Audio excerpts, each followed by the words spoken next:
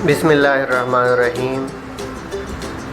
In the name of Allah, the most gracious, the beneficent and merciful. Assalamu alaikum. Today we will talk about hyperthyroidism.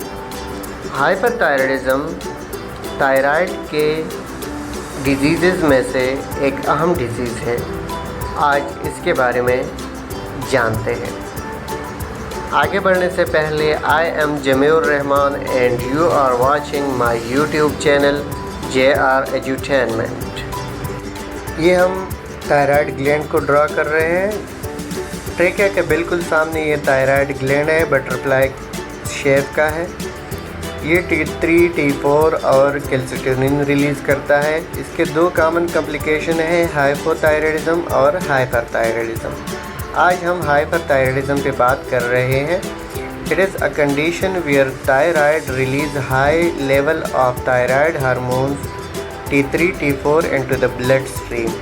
This condition can make your metabolism speed up.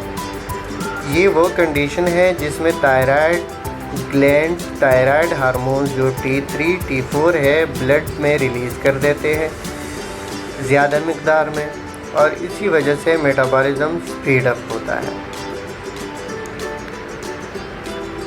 Thyroid hormones के anatomy और physiology पे बात करते हैं। सबसे पहले जो हमारे ब्रेन का पार्ट है, यही पार्ट TRH रिलीज़ करता है।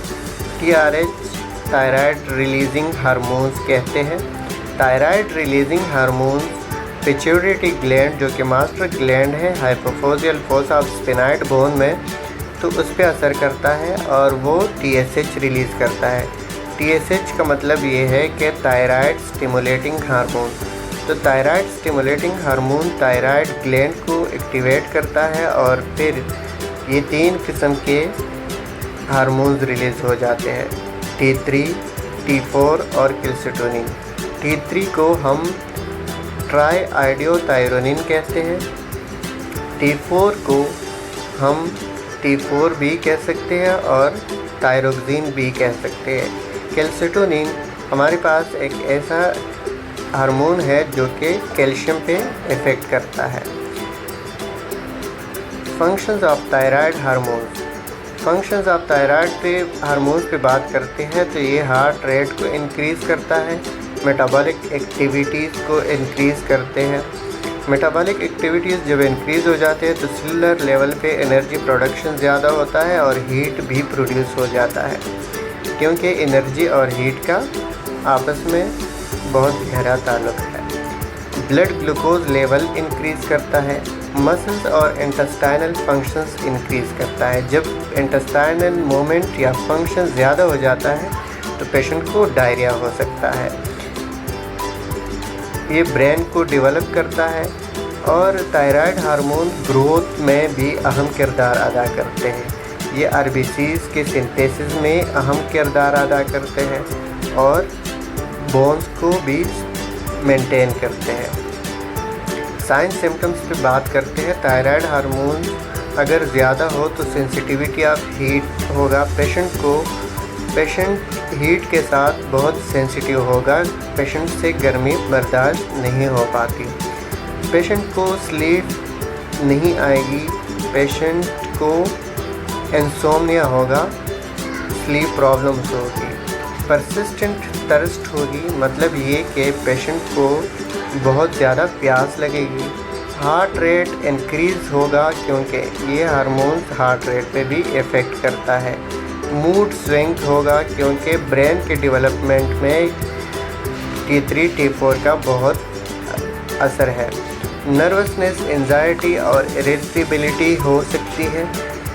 चिड़चिड़ापन और घबराहट भी पेशेंट को महसूस हो सकता है।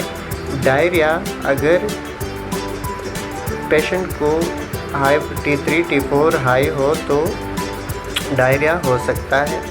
और सेक्सुअल प्रॉब्लम्स भी पेशेंट को फेस करने पड़ते हैं। डायग्नोस्टिक टेस्ट में हम कह सकते हैं सबसे पहले फ़िज़िकल एग्ज़ामिनेशन पे बात करते हैं। फ़िज़िकल एग्ज़ामिनेशन हम 3 फिंगर्स से दोनों हाथों से थायराइड ग्लैंड को पल्पेट करते हैं। ये दोनों डायग्राम्स आप देख सकते हैं। Hormones and antibody blood test, hormones और एंटीबॉडी ब्लड टेस्ट जिसमें TSH मोस्ट कॉमनली होता है। TSH thyroid stimulating hormones, serum TSH हम लेबॉर्ट्री में बेचते हैं। थायराइड अल्ट्रासाउंड कर सकते हैं और इसके अलावा CT MRI और रेडियो एक्टिव आयोडीन अपटेक एक ऐसा टेस्ट है जो 24 आवर्स में पेशेंट को एक किस्म की रेडियो आयोडीन देते हैं और उसका फिर टेस्ट करते हैं। मैनेजमेंट पे बात करते हैं। हाइपरथायराइडिज्म को हम एंटी हाइपरथायराइडिज्म ड्रग्स देते हैं। इसमें मेटामिजोल और प्रोपाइलिथोयूरासिल के नाम से 2 किस्म के जेनेरिक नाम है, ये ड्रग दे सकते हैं। ब्रांड्स नेम इसका टाफेलपाइव या प्रोकार्बाजोल या टायरोजोल के नाम से आते हैं। बीटा ब्लॉकर हाइपरथायराइडिज्म में इसलिए देते हैं ताकि हार्ट रेट और ब्लड प्रेशर को मेंटेन कर सके। इसमें जेनेरिक नेम से एटेनोलोल, प्रोपेनोलोल और मेटोप्रोलोल जैसी मेडिसिन्स हमारे पास मौजूद है। इसके ब्रांड नेम्स मेटोप्रोलोल, एटेनोलोल और मेप्रेसर के नाम से भी मार्केट में मौजूद है। इसके अलावा हम पेशेंट को सोडियम और आयोडीन सॉल्यूशन देते हैं। सोडियम और आयोडीन सॉल्यूशन में हमारे पास आयोडीन सप्लीमेंट मौजूद है। थायराइड सपोर्ट के नाम से भी हमारे पास मेडिसिन मौजूद है। हम हाइपरथायराइडिज्म में स्टेरॉइड्स देते हैं।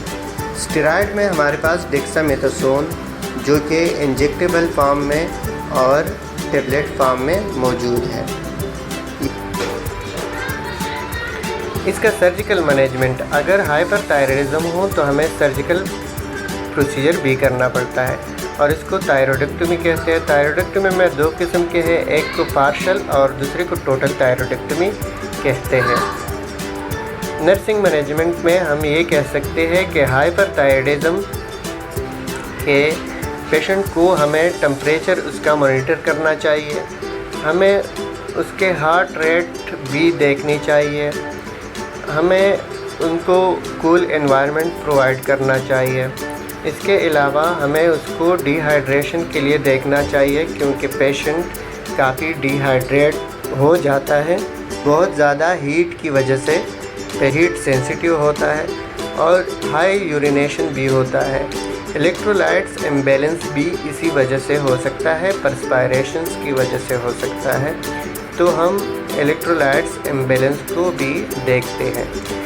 And next video we will talk about hypothyroidism. It's end for now. Please do like, comment, subscribe our YouTube channel JR Edutainment and share it to your colleagues. Thanks for watching.